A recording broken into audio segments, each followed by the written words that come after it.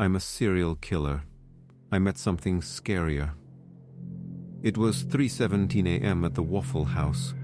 I wiped my mouth with my sleeve and pushed the table away from my fat belly, the metal chair scraping the greasy floor. I had time to kill until the next job, so I headed out to the parking lot to make my way to the nearest motel. I hadn't come through this town yet, so no one should recognize me there, I figured. Stumbling with my bum leg past the dumpsters, I about had a damn heart attack when the lid slammed. I shook my head and kept going. Another slam. Rage boiled over me. I stopped to glare back at the dumpsters, waiting to see which method-out employee had been responsible. The wood doors around the dumpsters creaked in the night wind, closing themselves slowly. Another slam and the door popped open.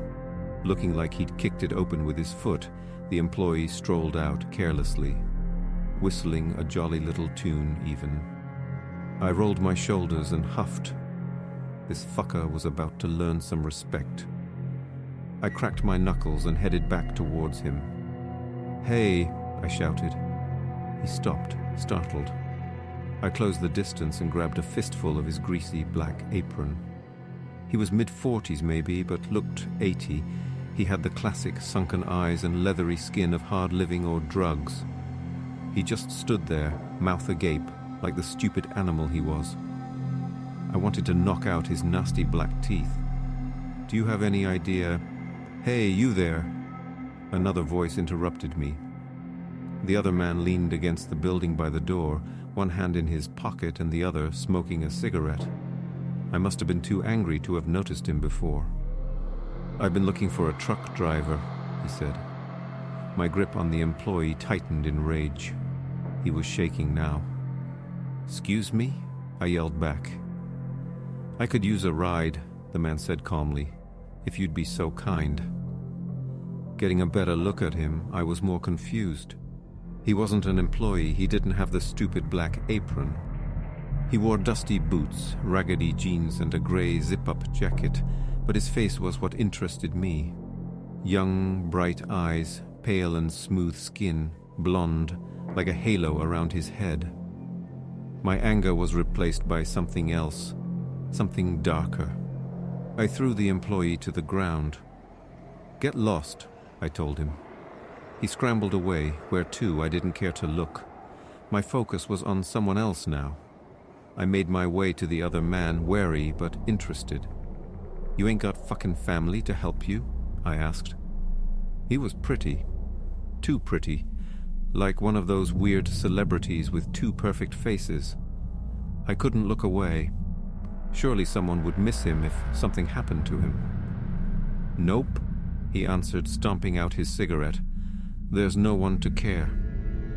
He picked up the cigarette butt and flicked it into the can beside him. Like he didn't want to litter, like that one cigarette would really make a difference. "Except you, maybe," he said with a smile and a wink. "Maybe I can convince you to care." Something about him felt charming, playful, a little ray of life in this hellhole. He didn't belong here. Of course, neither did the others I'd picked up. I just had one question. "How old are you?" I asked. Those blue eyes looked me up and down, studying me, not in a nervous manner, but something else.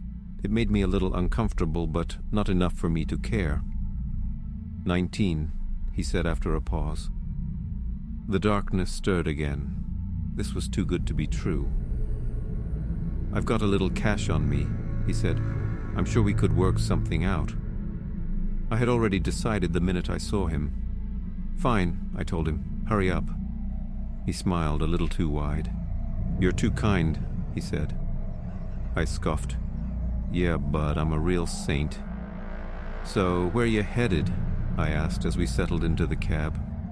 "Anywhere's better than here," he said. I stifled a smile. It was funny when they said things they'd regret. You really got no one out here. Not family, not a girlfriend, nothing. He paused to think, then leaned a little closer, a wry, shit-eating grin on that perfect face. "You really think I'd be in your truck if I did?" I chuckled openly at that one. Yeah, okay, you got me there. Well, it's gonna be a while till the next stop, I warned him. Perfect, he said, settling into his seat. Maybe I will have a friend by the end of this. I rolled my eyes. Yeah, whatever, I said. His weird sense of humor was a nice change of pace, I thought. This ride might actually be enjoyable. I usually didn't enjoy their company until they were hog-tied in the back. Last gas 103 miles, the sign read. Another hour and we'd be at the spot I'd picked out. You ever get scared out here? His voice startled me. It sounded different, distorted almost. I chalked it up to the altitude fucking with my ears. It was the first thing he had said in maybe 30-40 minutes. I had actually thought he was sleeping. He had been awfully quiet ever since we'd gotten off the main roads. I ain't scared of nothing, kid, I told him. Come on, everybody gets scared, he pushed on, leaning closer to me like he had a secret. Sometimes it's even fun to be scared. Now that was funny. I'd have to tease him about that later. Why the hell would I be scared out here? Well, for starters, he said, there's no one else around. No one to see you, no one to hear you, no one to help you. I was chuckling now too, shaking my head. That was kind of the point of this, kid. Nothing but the pines and the fog off the creek, he continued. Well, the fog is annoying, I'll give you that, I said. I can't tell you how many times a fucking deer just pops out and smears itself all over the windshield. Even then, the fog was so thick I couldn't see but maybe a single car length in front of us. The truck lights only made it worse. I powered through up the hills like I always did. There were never any other vehicles on that road. Ah, the poor deer, he said. They used to have more natural predators out here, but they were all driven off a long, long time ago. Something was off about him, different. I couldn't quite put my finger on it, but the warm and sunny act he'd put on earlier was gone. He felt cold now, distant, a little creepy even. It didn't matter, we were almost there. We sat in silence for another little while. I kept my eyes to the fog swirling in the headlights. He kept his eyes locked on me, staring without a word, like I'd vanish if he even fucking blinked.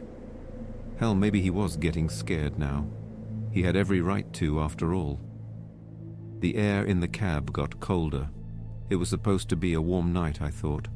Condensation built up on the window from the sudden change.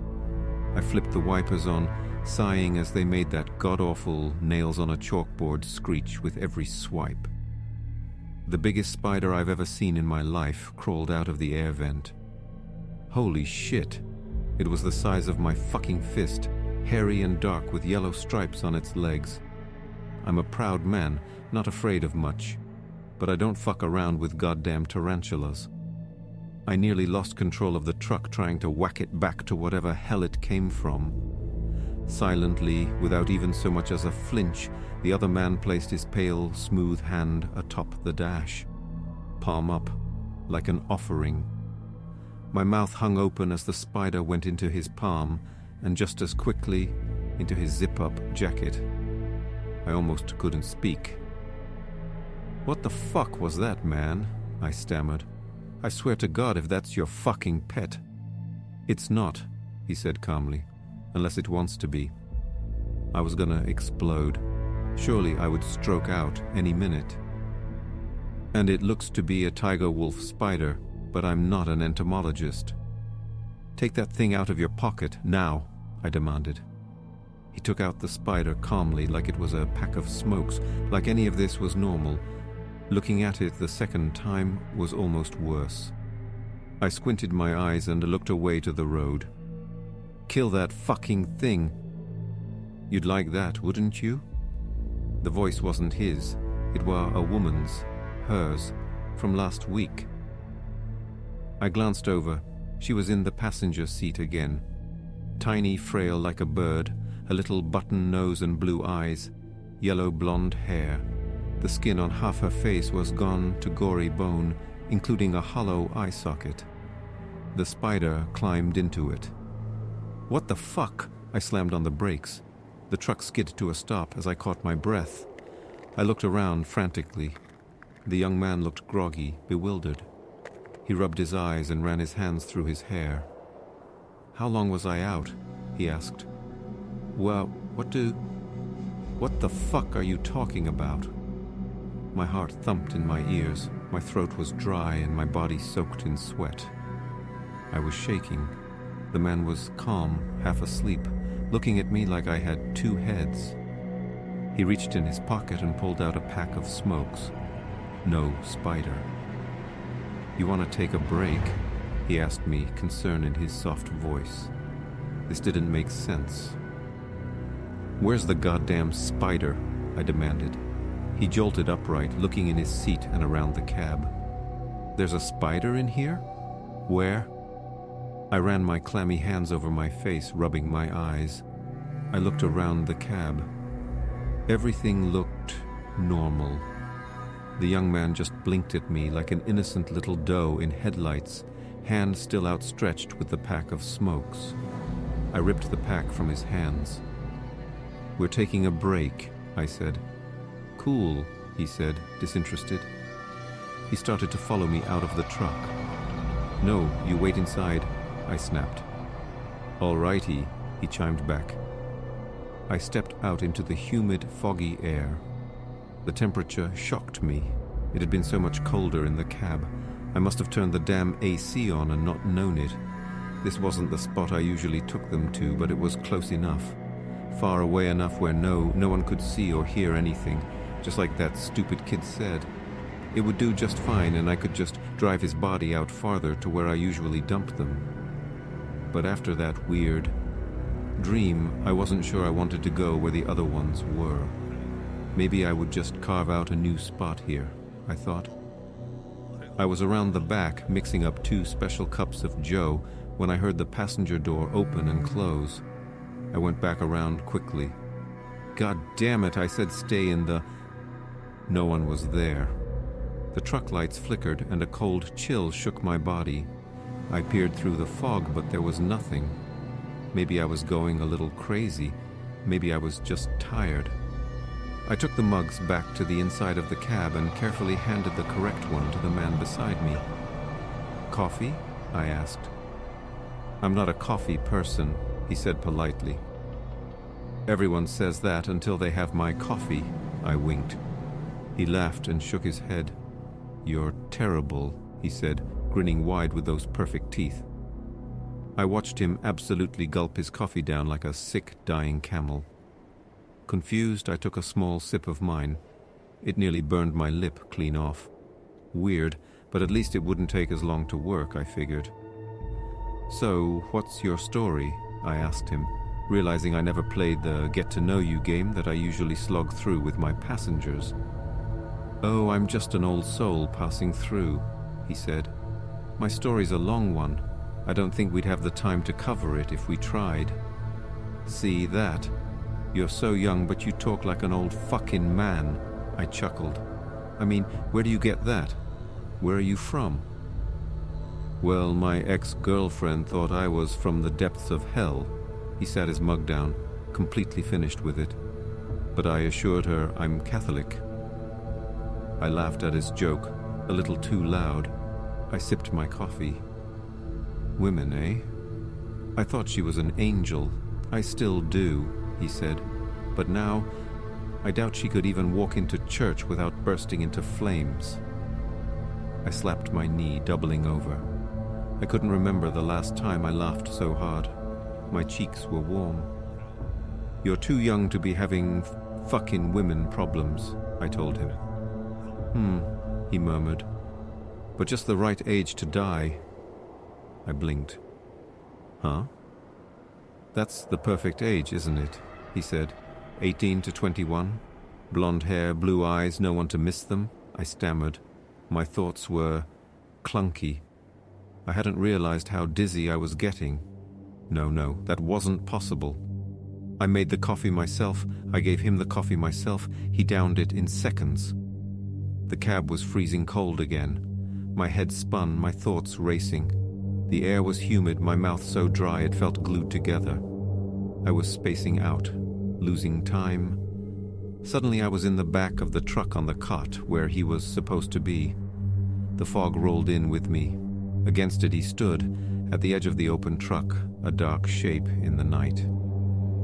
"You know, Father Romano says I shouldn't harm anything with a soul," he said. The distortion was back in his voice, like an old corrupted mixtape. He was holding rope in his hand. "And to tell you the truth," he continued, "I've always had a soft spot for animals, so I've never liked hurting them." In a blink he was next to me, tying off my arm, like a tourniquet. "But you don't have a soul, do you?" He was in my face, inches away, so close he blurred.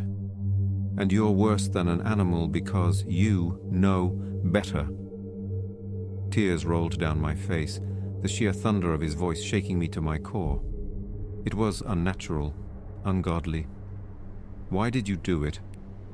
His voice was soft, calm, as harmless as it had been before. "Why did you kill all those poor little girls and boys, and to leave their bodies like that, dumped so unceremoniously in my backyard?" He shook his head at me, frowning. "At least I kill for a reason." His limbs began snapping. Loud pops as they twisted, contorted, grew taller and longer. A black shadow overtook his body, erasing all trace of his humanity in a blink, like he had never had skin or clothes or even a face to begin with. There was nothing. Only a dark shape remained, made of long, twisted muscle and bone, shaped like some bastardized version of a man with horns. Then a smile appeared, that wide smile, so perfect and sharp. I couldn't scream, I couldn't move. I tried to stay awake, but I was fading fast. The figure launched towards me on all fours, moving like a spider on its freaky limbs. It was over top of me in seconds. "God, I'm so hungry." His face was almost pressed against mine, bared teeth dripping saliva onto my nose and mouth. I felt nothing. He rose back up in a blink, standing upright, legs bending to fit in the trailer. He wiped his mouth carefully and ran a clawed hand through the silhouette of his once beautiful hair, right between his horns. He sighed. "But I have to be patient," he said softly. "You need to last a while. I suppose I'll pick you apart piece by piece, rationing your disgusting body."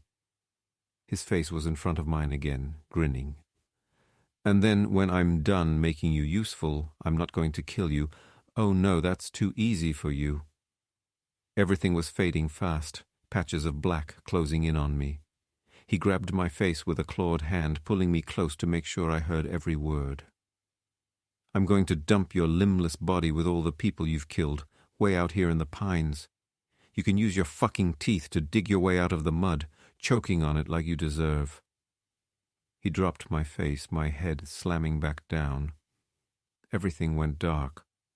I prayed I wouldn't wake up again, not to this. But my prayers never meant much, and I knew from my sins that the drugs were only temporary.